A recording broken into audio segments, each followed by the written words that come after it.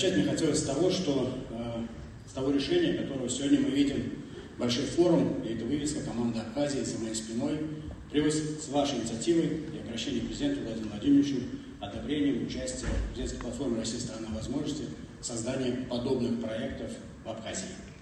И сегодня, наверное, не осталось ни одного человека, который бы сказал, что это не получилось. Я хочу напомнить о нашей платформе, как она создавалась, каких результатов достигла и что сегодня происходит в Абхазии. В 2017 году был запущен первый конкурс «Лидер России», по подобию которого произошел конкурс команды Абхазии. С тех пор, в 2017 году создалась президентская платформа, прошло 8 лет.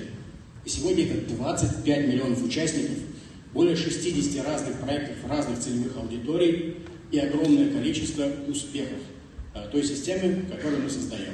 Это сначала нужно создать лестницу, каждый человек изъявляет желание потрудиться и куда-то двигаться вперед.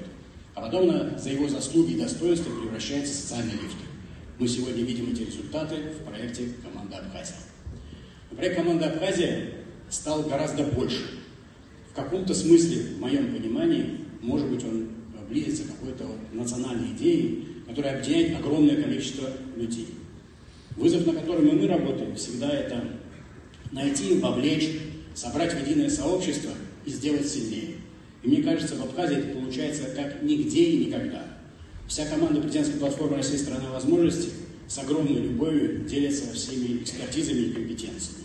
Но без энергии абхазского народа не было бы совершенно ничего.